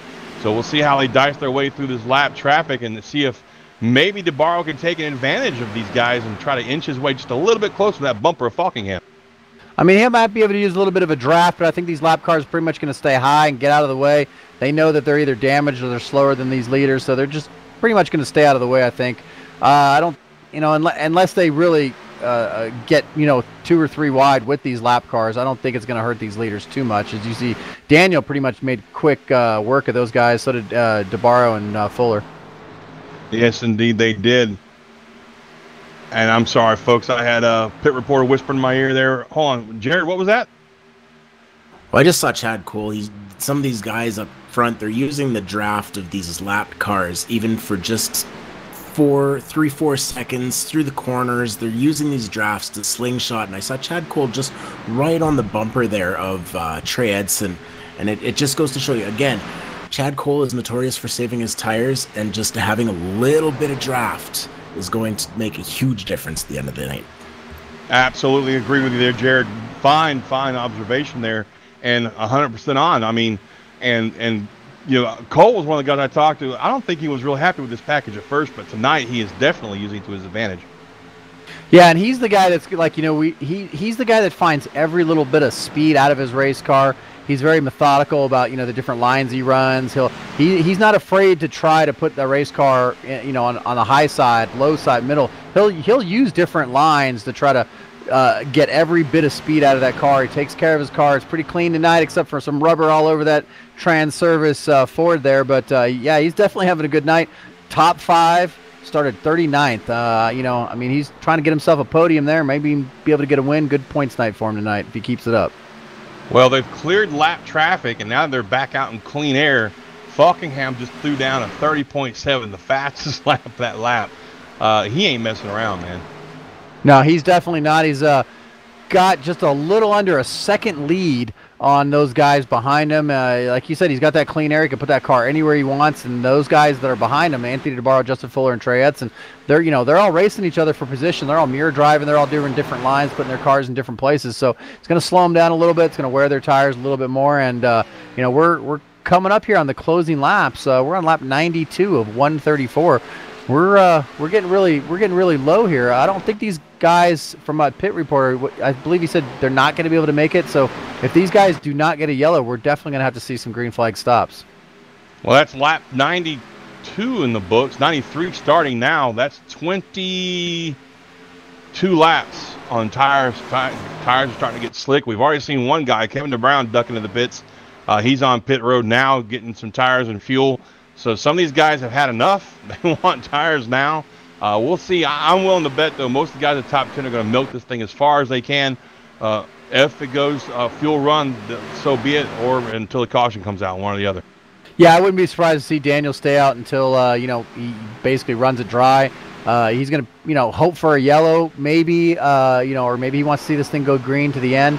But I think you're going to see maybe a few different kind of fuel strategies. You might see some guys that are outside the top 10 pit a little bit early. They might be able to top off their tanks, and if a caution comes out, they might be able to stay out and maybe gain some position on the track just by having a timely yellow come out or something. I didn't mean to walk on you, but actually what has happened is the 48 car of Jimmy North got turned on the straight. It looks like I'm sorry, let me rephrase that. He got in the wall, came down, got hit by car number 8, Randy Yoakum. You were just talking about him. Went down, came back up on track, and collected Kevin DeBrown and 2 other cars, and not a caution. Not a single caution from all of that. Wow, that's really. I mean, you know, iRacing does some strange things sometimes. If the guys aren't on the line or on the track, maybe if they're off on the apron or whatever, iRacing just doesn't throw a yellow. That's it's odd for that to happen though. But I'm sure Daniel's really happy about that because he extended his lead to almost a 1.5 seconds now. Yeah, he's still running some really good lap times. Right this time by, though, Justin Fuller ran a 31.2 to Falkingham's 31.3. But Fuller's also got a little bit of help back there. You know, he's got, I wouldn't say a drafting partner, but, you know, with the ball right on his bumper there, he might have a better flow of air, so to speak. I don't know how to put it. That's right. Our whispering pit reporter is telling me that Gilliland's working his way back up through the field. We've got 3 more cars ducking on the pit road. Those were guys that were involved in that earlier incident, I do believe. Falkingham, though, my goodness, man, a 1.6 second lead now over Justin Fuller in that 5 car. Yeah, Anthony DeBarro is going down pit road right now. We're going to see a few guys doing that. Vincent's with him. Short pitting. Yep, short pitting is in now. Well, from here they can make it on fuel. From here, they can make it all the way on fuel, so these guys are going to duck in. Now, what this is going to do, Don, this is going to play some head games with Fuller, Edson, Falkingham, and Cole, all those guys up front. How long do they stay out with these guys having fresher tires now? We've seen a huge difference from when they last pitted to this time by with their lap. And we had the time. leader coming down pit road right now. Falkingham's going to come down pit road right now. Well, that answers that question. It looks like we have, who came in behind him? Is that Fuller? Edson's down there. Oh, Edson came in too. So it looks like Fuller is going to take over the lead right there as Daniel comes down pit road, and we'll have to see. I mean, you know, I don't know. New tires might be bigger than the fuel mileage. We'll have to see if Fuller decides to come down pit road. Well, last time by, Fuller ran a 31.5. His first lap after. He's coming down pit road. Fuller's coming down pit road too. Here he goes. Okay, yeah. There's a huge difference in time right there, almost 3 seconds. So they're not going to want to stay out for very long, if at all. So like you said, Fuller's on pit road. That gives the lead to Gilliland. Tommy Ryan is still out on track. Chad Cole is still out on track. So these are some guys that I'm sure we're going to see pitting pretty soon. I mean, you would think they would kind of be forced to pit since these leaders came in and they're going to get fresh tires. You know, caution could come out at any time and change everything, though. Well, I was just looking at Chad Cole, and he's got some damage on his nose. I'm not sure when he got that. It's been there for a while, looks like. But, man, that's substantial damage as well. Yeah, I noticed that earlier. He did have some damage on the front end of that car. Probably when he one of those incidents that happened earlier in the race when he was further back in the field. Probably one of the reasons why he'd like to be kind of up front here a little bit more, not being so much traffic there. As we see these guys, the top 3, they're still staying out. Nobody's pitted in these top 3 so far between Adam Gillen, Tommy Ryan, and Chad Cole here. So right now, all the way and it looks like Tommy Ryan's going to come down pit road. Tommy Ryan says, I give up. So Tommy Ryan's on pit road now, but Gilliland, Chad Cole, Nick Timms, Sean Casto, Jose Gonzalez, Nick Silver, Mike Kelly, Nelson Rivera, Sean Bounty, Timothy Johnson, Lockhart, and E.J. O'Rourke. Those are the guys that have not yet pitted. So we're going to keep an eye on this. And to be honest, folks, we're going to go ahead and take a quick commercial break, pay some bills. We're going to keep it on corner to corner, though, for you.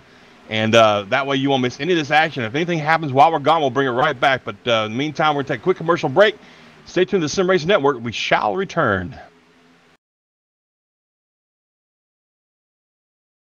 All right, Watson, let's analyze the chemicals in this cigarette smoke. Cadmium? Check. Formaldehyde? Check. Arsenic? Sir, isn't arsenic what they used in rat poison? Yeah, isn't arsenic what they used in rat poison? Oh, what was I thinking, sir? It's not like we're gonna smoke them. Neither will the rats. Tobacco is no joke. Cigarette smoke has over 7,000 chemicals. Learn more at thefactsnow.com.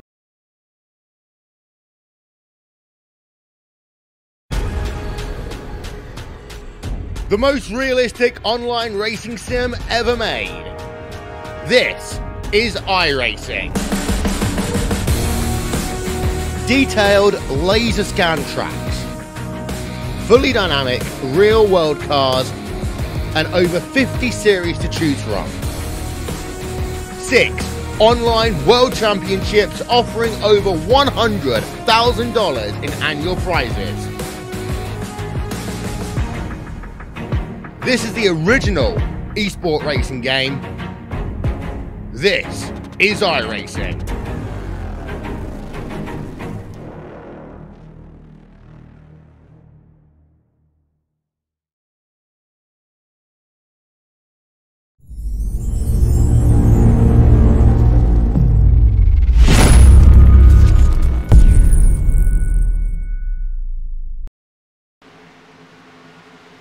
And we're back at Texas Motor Speedway for the Sim Racing Network's presentation of the Sim500 Monday Transervice Cup Series. We are at lap 106 of 134. Don, we've got a little drama on track there, buddy.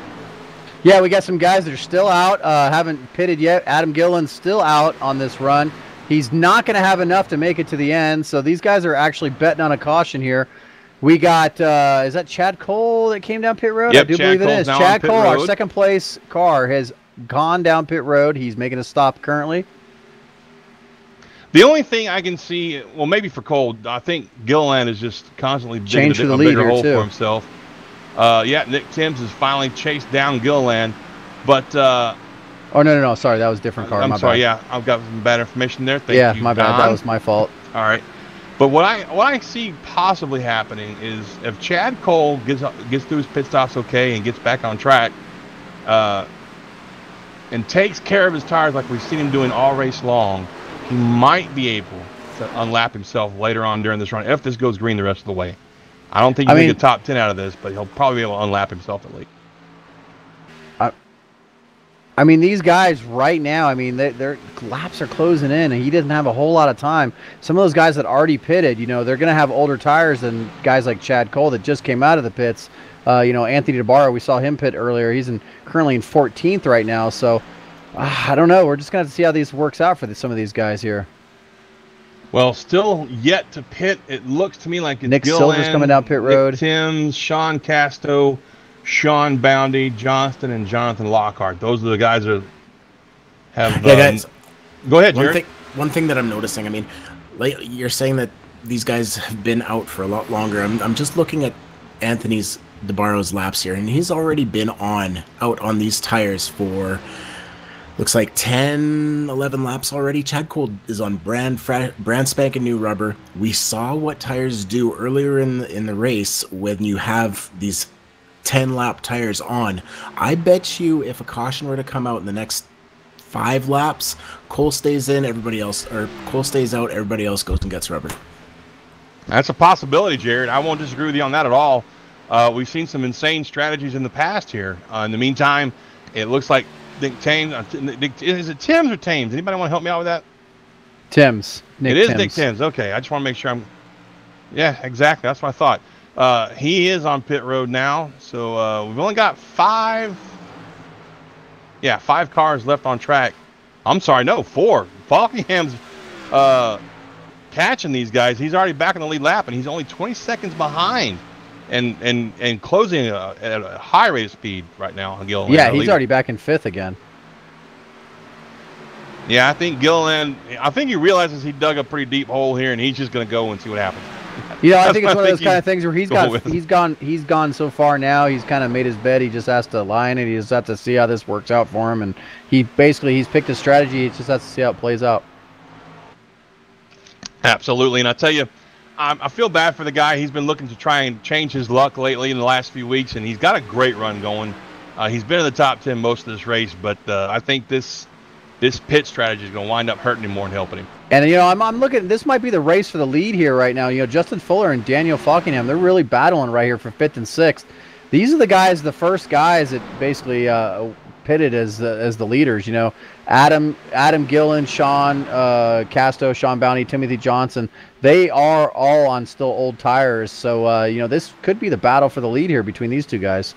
And it's a hot battle indeed, Don. I mean, Fuller is all over that back bumper. He's trying to use that slower car as a pick right there, or not a pick, but a draft help, trying to help him close that gap back up on Falkham. Look at that. He gets a great run coming off of 2, coming down the back stretch.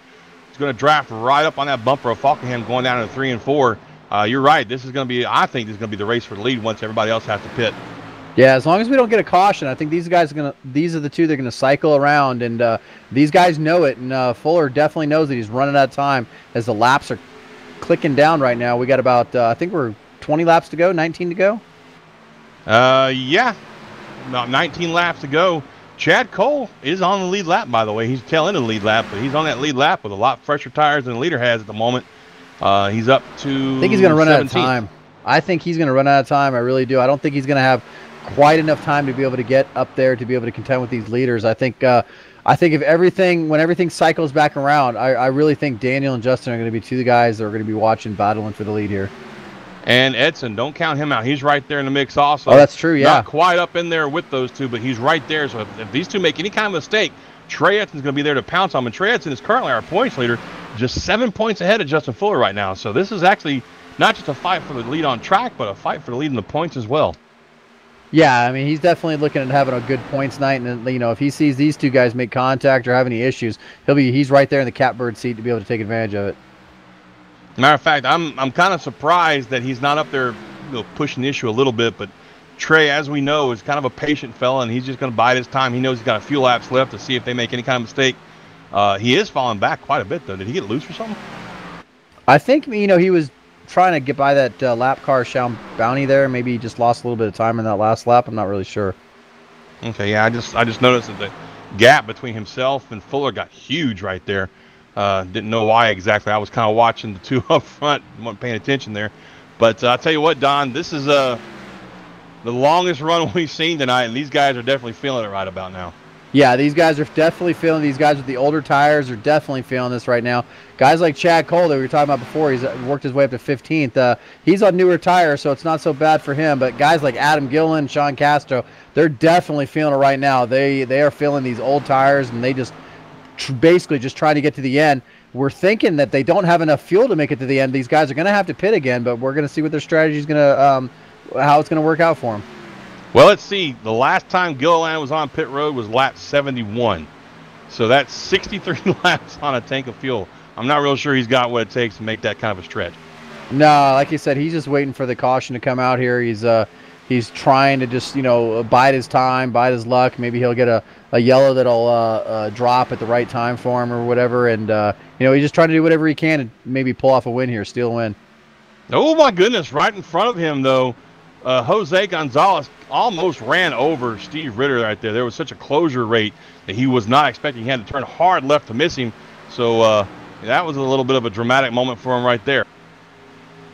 Yeah, that's another thing. It's not just the leaders. All these lap cars. These guys are on older tires, newer tires, different lines, different strategies here. One little bump, one little mess up here. You have a caution that can totally screw up somebody's strategy as far as their fuel goes and everything. And even if Daniel does get a yellow that comes out, I mean, is he going to be able to stay on track under caution and have the fuel to be able to make it? Or, I mean, how is it going to work out for him? Yeah, Gilliland, sorry. Yeah, no problem. I don't know. I mean, who was that we saw? Was it Comstock stretch what we thought was a 52-lap run into a 67-lap run? Yeah, that was amazing. So you don't really... it really we see was. Steve Ritter kind of in the wall back there with the leader. Look, I don't know if they made a little bit of contact, but lap car of Ritter definitely got a piece of the wall there. I'm not downing Ritter at all. He's had a rough night, got involved in an early wreck, but at this point, he's not going to make up any positions. He's not in a fight for points. I'd park that thing, get the hell out the way.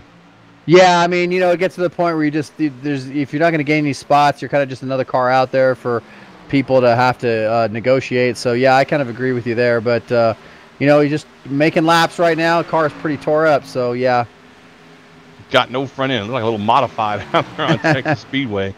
But in the meantime, back up front, believe it or not, Gilliland is still out there. I wonder if is he in fuel saving mode? Let's follow along here real quick. I'm gonna check in on him. His RPMs are pretty low. I was trying to hear if he was shutting his car off in the corners, but I couldn't tell. Let's watch him here for a second. No, he's not shutting him off. He's really not even getting out of the throttle very long. Longer than usual, I should say. Those tires are going to require him to be out of the throttle for a long damn time.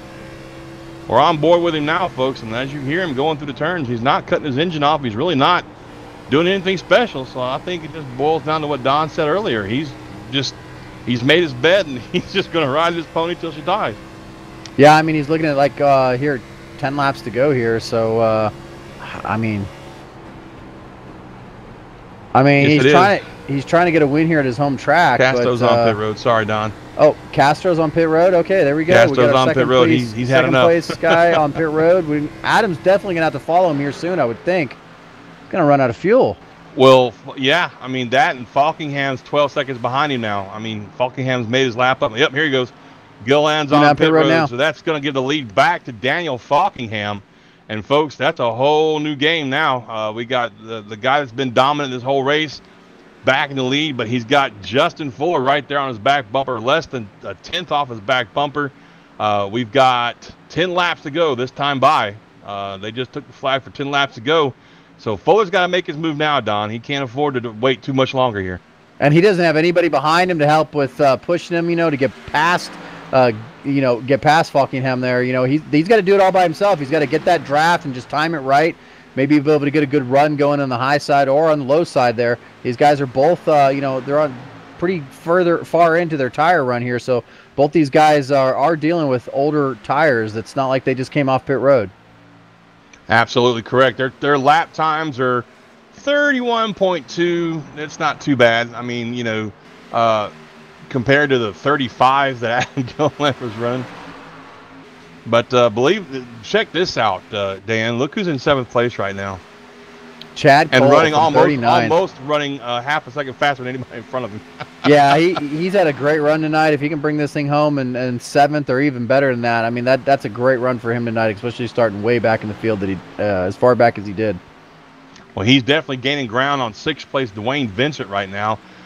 3 seconds ahead of those guys is Tommy Ryan in 5th, and about 2/10 ahead of him is DeBarro, and then Edson's in the Fuller's trying to get a run to the inside. He's looking on the inside right now. Here we Daniel. go. We got to fight for the lead, Don. You called it. There he goes. To the inside. He swings it up high, and he slides it up there. Daniel had to get off the gas just a little bit. Couldn't quite complete the pass. He tried, and the caution is out. Caution's out on the track. Oh, my goodness. This changes the game. And it's the 52 of Sean Castro. I see him down on the infield. And this is going to completely change the game here. Got into him and put him down in the grass there.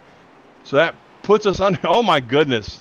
You think you're going to see anybody stay out to try to steal a win?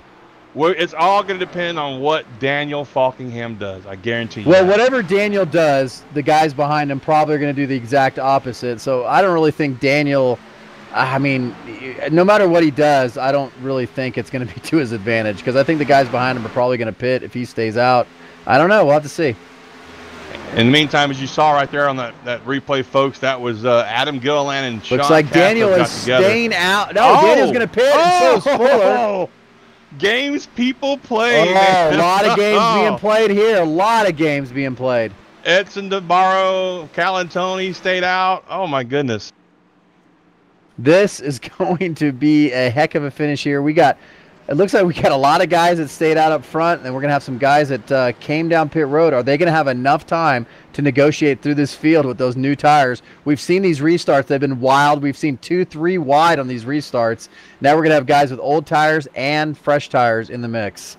This is going to be an insane restart with maybe 2 laps to go. We're going to see how long it takes them to get around and get the 1 to go signal, folks. But right now we're at lap 129 of 134. Leader at the moment is Trey Edson. He's going to be coming around to take the flag for 5 laps to go here, if he didn't already. I'm sorry, 4 laps to go now. No, 5 laps. Yes, I'm sorry. My math is horrible. And the thing is also is the next caution, if another caution comes out, that's pretty much going to end the race. So absolutely, yes. I mean, it's not a bad idea for some of these guys to stay out like this, because there could be somebody can spin tires further back in the on this restart, and a quick caution can come out, and Trey Edson or Anthony DeBarro, one of these guys, can steal a win here. Well, right now scoring's all tripped up, so we're gonna let this cycle around again, folks. And right before we go back to green, we'll give you as good of a rundown on who did what as we possibly can. I can tell you this: Edson stayed out, DeBarro stayed out, and Calantoni stayed out, and Ewing stayed out. And I think Standish stayed out. Got some damaged cars in here. Nick Cohan's damaged. Mike Kelly. Gilliland's in there, top 10. He's 9th right now. Falkingham looks like he's going to come out in 10th. Yeah, it looks like Fuller and Falkingham's going to be about 10th or 11th, and those look like those are going to be the guys that have the freshest tires, freshest tires, yeah. Freshest tires, so. I mean, are they going to have enough time? I know we only have a few laps, but if we get a caution, then that's going to end it, so. No, Don, you're asking the wrong question. Here's what you got to ask. Are they going to dodge the pinballs flying on this restart? That's true. That's you're what right. They've got to ask. You're right. Folks, I hate to say this because everybody's, oh, you can't spin the tires in this new package. BS. Yes, you can. Right here, you can. Yes, you can. Especially when you've been on track for 15 laps with the same tires and you don't pit. So that's the first thing we're going to see. And I'm not saying we might. I'm saying we're going to see some spinning tires. Right after that, you'll see a car jerk hard to the right. You're going to see another car jerk hard to the left. And you'll probably see 2 or 3 cars flipping down the front stretch. So what I'm saying, I'd say a lot of blocking, yeah. Jared, don't be scared to jump in here and say something, buddy. You're going to see it. 10th place back, I think we're going to see a lot of action. Yeah, I think we're going to see a lot of action here. And Falkingham, I bet you he's just kicking himself right now for taking tires because it's for him to finish. For him to win, he has to pretty much hope that the entire top 8 wrecks and he's able to dodge every one of them. Well, he doesn't have to worry about the guys in the front of him wrecking. If guys behind him wrecking, a caution comes out, he's done. So. Yeah, it's going to be mayhem right here. The lights are off on our pace car, folks, and the problem Falkingham is facing is, like you said, it is twofold. It's cars in front and behind him. If he checks up, he's liable to get run over. Here, when they spin tires on the restart, there's no telling where the cars go, so you really can't say, oh, I'm going to go high and miss it all. That may not work out for him. So here we go, folks. The pace cars lights are off. They're stacked up 2 by 2. Everybody's standing up. Nobody's sitting down, not even me right now. Well, I'm sorry, our producer, Aaron, that was so uncalled for. But anyway, oh my God. Pace car is coming out of turn 4. He's going to duck off pit road. Here we go. Mind games are being played. Tires are going to be spun. Who's it going to be to finish this thing off? Lap 131 in the books. Coming to lap 132. The green flag is out. And we've got tires spin and people in the grass and 3 wide already. It's still green. I'm really surprised at this, but it's 3 wide. Going down through turn 1, lap 132. We've got 3 laps to go, folks. Falkingham is mired. Somebody down the apron. Oh, and here we go. They're wrecking on the backstretch. Big T-bone right there. Big crash on the backstretch. No caution. There we go. And there it is. Caution's out. The race is going to be over, folks. That's going to be it. Edson pulls off the late win with a caution, a late caution. He elects to stay out, not take any tires, because I think he knew what was going to happen on that restart. What about Shane Ewing? Started 26. He's going to get a podium finish, 3rd place. That's unbelievable, man. And some guys that we saw running up front all night long basically just finished crap. I mean, you got guys like, we'll do a rundown here at the end. You guys will be able to see. Yeah, we gotta let it filter around. The 09 of Niall Standish. He started 31st. He's going to finish 6th. I mean, some great runs for some of these guys back there. Now let's go back. Well, we can't go. I don't know if we can. Oh, who's going backwards? That's Sean Bounty rolling backwards down there. Yes. On the apron. Bounty's trying to get his car back to the pits on the apron backwards. I mean, you got to do what you got to do, I guess, right? Yeah, I guess so. Did you? Okay, I'm sorry. Our producer saying he was running the replay while we were gabbing up here. So, oh man, what a big crash. Yeah, Nick Timms got down the apron, then came, he almost had it saved and then looped it right there on the backstretch, and man, he got clobbered by 3 cars at one time. That's really unfortunate. Man. So Bounty's just rolling backwards. Trey was our points leader coming into this race, correct? Yeah, good points for him. Yeah, he's going to extend that points lead here tonight now. Yeah, Fuller finishes 7th. He was 2nd in points. Comstock didn't even make it in.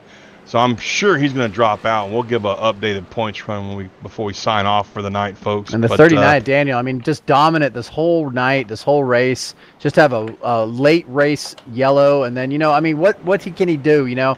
If he doesn't go down pit road, the guys behind him are going to. If he does go down pit road, like you said, these guys are going to stay out. So, you know, when you're in that position, there's really nothing you can really do on that. You know, whatever you're going to do, the guys behind you are going to do the opposite. Well, they're coming around and take the checkered flag here. Let's see if we can just grab a quick word with Falkingham. We'll dial him up real quick. Daniel Falkingham, this is Jonathan in the booth. You got yours on, bud? Yep. I know you've got to be heartbroken, buddy. You had a dominant car again tonight like you did last night, and that late race caution just kind of reached up and bit you in the butt there, bud. Yeah, I don't know. I would say, I guess people working for 90th, I guess people would say, but I don't even know what happened, but yeah, it's gonna be between me and Justin there, but yeah, I feel like Justin was even gonna pass me anyway. So, but well, I would like to race him fair and square for the win, but no, these late race cautions, doesn't matter. I'm used to it anyway, but I don't care. At least we got to be honest, I really didn't feel that confident coming into this race, to be honest, especially with this package. But I'll be proud of how I ran tonight. But yeah, we should have at least brought home a top 5, and the fact that I didn't even get a top 10, just yeah. It is what it is, but we'll move on next week because I definitely showed these guys that I'm here to compete. Yes, you did, sir. We'll look forward to seeing what you can do at Bristol, man. Good luck next week. Yeah, 10-4. Thanks, John. That was Daniel Falkingham's going to finish in, looks like 12th, I think? 11th, I think. 11th place, excuse me. So we're going to let our leader do his donuts, folks, and we'll keep it on corner to corner. We'll take a quick break. When we come back, we'll give you guys a top 10 rundown, and we'll talk with our top 3 podium finishers. Stay tuned to the Sim Racing Network. We shall return.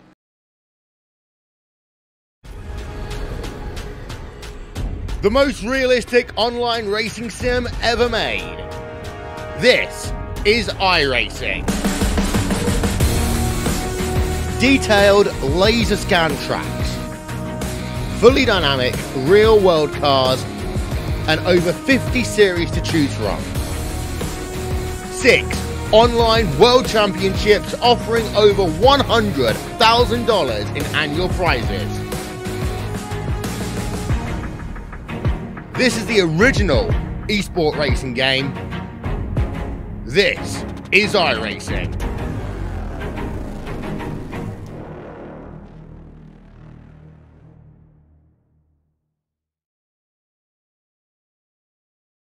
All right, Watson, let's analyze the chemicals in this cigarette smoke. Cadmium? Check. Formaldehyde? Check. Arsenic? Sir, isn't arsenic what they used in rat poison? Yeah. Rat poison. Oh, what was I thinking, sir? It's not like we're gonna smoke them. Neither will the rats. Tobacco is no joke. Cigarette smoke has over 7,000 chemicals. Learn more at thefactsnow.com.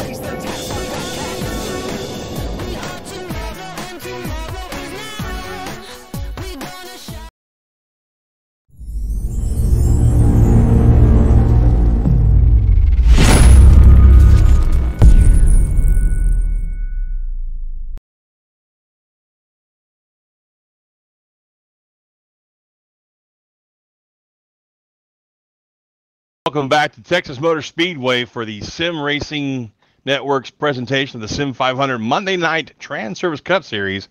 Folks, we had a barn burner tonight. We had lots of drama, lots of great racing, strategies, different lines on the track, Don. It was hard to keep up with all of it, but we did. We had a great ending to the race, and I believe you've caught up with our third-place driver, somebody we haven't talked to a whole lot this year, Shane Ewing. Yeah, I'm down here on pit road next to the 32 car Shane Hewing. Started deep in the field in 26th place. Brought it home, podium finish. Had a couple late race cautions there. Took advantage of the positions. How do you feel about your race tonight, Shane? Oh man, that feels great, Don. It's been a tough year for this 32 Rayovac Camry, but these guys from Desi Motorsports, got me in here this year, and I can't thank them all enough. Nick, DeBarro, Anthony, just everybody. My spotter, Brendan Kohler, crew chief, he's done a great job, and we just haven't had any results. So we had a good car tonight, so that was fun too. But it's nice to have a little bit of luck because I sure have had enough bad.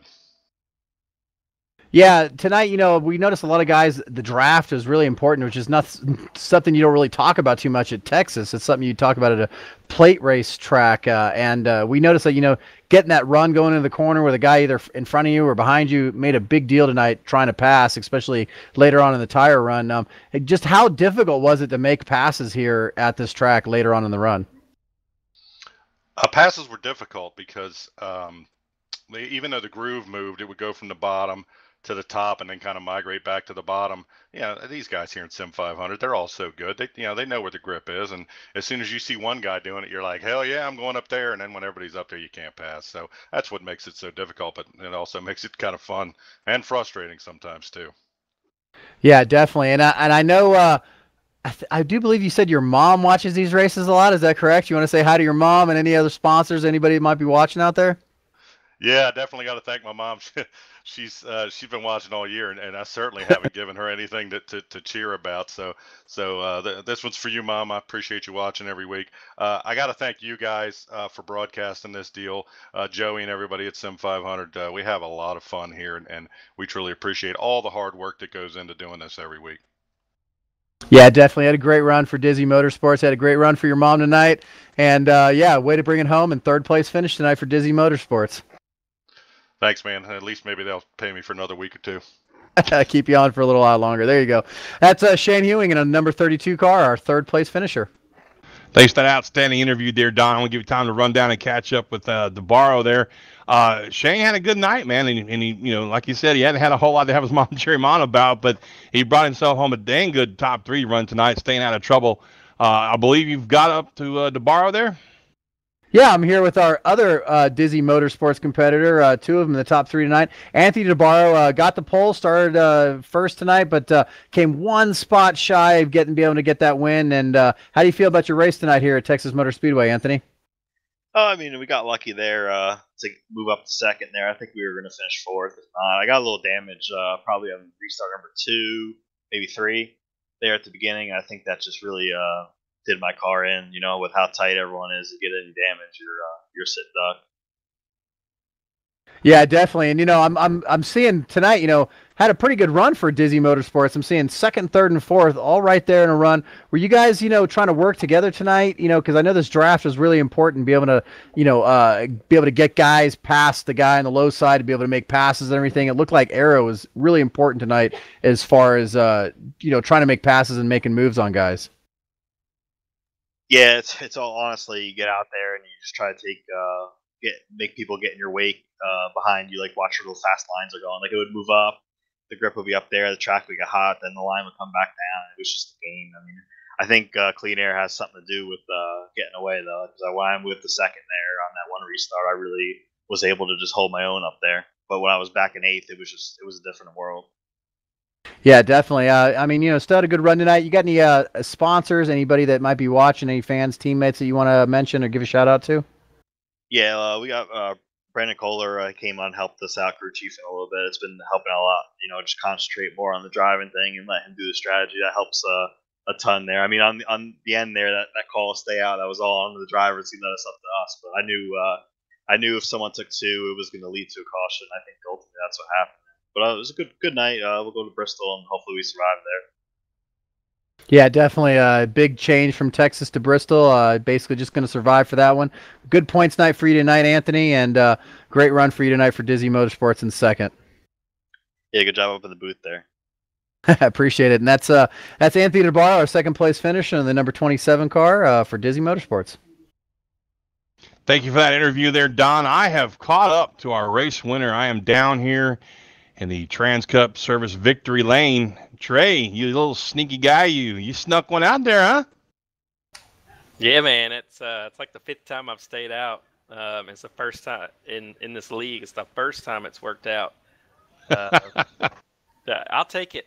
It's I grew up a Jeremy Mayfield fan, and back in 2005, he won a Michigan race on fuel mileage, and Carl Edwards had dominated the race. And I remember, it's weird that this comes to mind, but it's what it's what crossed my mind coming when the caution come out. Is the spotter come over and told Carr, he's like, the damn 19 stole one. So I was like, well, there it is. The damn there it is. Car stole one. So it's weird. That's the kind of stuff that comes to your mind. But yeah, man, it's I'll take it. You got to take these things anyway and get them. Well, I'm not in any way diminishing your run. You were looking pretty strong for most of the race. It's just like you were mired in traffic for a long time there. But that late race caution was the doom of Daniel Falkingham, I guess. We all know that whatever the leader chooses to do, usually everybody behind him is going to do the exact opposite. So, I mean, you did it, and it worked out for you. Man, it was a mess back there in the back. I don't know if you saw what was going on, but, man, that restart was hairy. Yeah, I figured it would be. I knew some people would take 2 tires, and this thing was just loose on 2 tires. So I'm also, I know I've probably wrecked some people, so they'll beg to differ, but I'm not the most aggressive driver. So when you give me 4 tires and put me in traffic, it's never worked out for me. I've never been one to can like put it up against the wall like Kyle Larson and just drive by a bunch of people. I lift. I'm too nice. But yeah, so usually when I get stuck in that situation, I stay out. Teammates Fuller and Adam, they were better than me all night. They had the tires at the end. So when we made it off of turn 2, I kind of looked up and saw their 2 black front ends they were booking it. If we'd have got through 3 and 4, they probably would have cleared me before turn 1. So it worked out. Like you said, I didn't run bad all night. I just I don't know what it was. The thing was it just felt tight to me, and it wasn't a clean air, dirty air thing. I never had confidence in the front end, and you just had to kind of drive through the right front and just burn that thing up, and that doesn't fit my style. I just never felt where if I lay the pedal to the wood here, that the front end's going to cut and do what I need to do to not move the wall off of 2 and 4. So I was just kind of getting beat little spots here and there. But either way, I think I ran top 5 most of the night. So I was kind of happy with that when we were coming down to it. But hey, we got a victory out of it. That's right. You move yourself 13 points ahead of second place Justin Fuller in the points. Congratulations on that win. Do you have anybody you want to talk to or thank, for your race tonight? Yeah, just everybody at Transervice. You guys do a great job. I love when I get to talk to you because it means I ran worth. You did good. I need to get with you. I want to do like Fox has drivers kind of guest announce the Xfinity races. I kind of want to dip my toe in that on the Sunday night series. So I need to get with you after the race. If you guys would welcome me into the booth. Absolutely. But yeah, just thank you guys. Thank Joey. He puts up a lot of crap. There's not just from anyone at the front. It's every member of the league. He's got a lot coming at him. So to be able to manage it like he does, and get everybody invested like he does, and get you guys to be a part of the league. And then again, thanks Transervice for not only sponsoring the series, but trusting me enough to put their company logo on the quarter panels. Well, thank you very much for your time tonight. We'll let you go celebrate this victory, Trey, and we look forward to seeing how you handle Bristol next week, my friend. Oh, man. Thanks for reminding me. Let me enjoy this one before I got to worry about going to Bristol. Yeah, I hear you, man. Yeah, good night, Trey. We'll talk to you next week, buddy. Appreciate it, man. That was our race winner, Trey. It's always an interesting interview with him, Don. Well, before we sign out, let's start with Jared down there in the pits. Jared, you got any final thoughts, buddy? I think this was one of those races where you just gotta sometimes question what iRacing is doing with the packages. I hear you. I thought when it was green, it was good. You saw a whole bunch of different strategies with people saving their tires, like Chad Cole. He came up from 39th. He ended up in the top 5 at one point. And you look at Justin Fuller, the battle that he had with Falkingham. When it was green, it was great. So I'm glad there were 2 long green flag runs. I'm glad we saw some green flag pit stops. But other than that, that's really all I got to say. How about you, Don? Final thoughts? It's just a heartbreaker for Daniel there. Dominated all night. Thought he'd be able to pull off the win, but you never know how those cautions are going to fly. But great to see Trey be able to win it there, and you can hear the excitement in his voice. And he's not looking forward to Bristol, but he definitely got his win here at Texas Motor Speedway tonight. Yeah, absolutely. Well, Daniel Falkingham, heartbreaker for him, man. He led 86 of the laps tonight. Most laps led. Just unfortunately, that late race caution bit him in the butt, folks. We had a great race here tonight. 134 laps, 7 cautions for 25 laps, 14 lead changes. Great race. I want to thank Aaron Groskoff down in the van for the pictures he brought tonight. I want to thank Jared Como for jumping up here and doing some pit stop reporting for us. And Don, as always, thank you for being a part of this, folks. When you're out there on the roads, please put that phone down. It can wait to get to your destination to talk or video or whatever it is you want to do, texting and all that good stuff. Remember, be good to each other out there. Smile more often, love each other. God bless each and every one of y'all, and good night.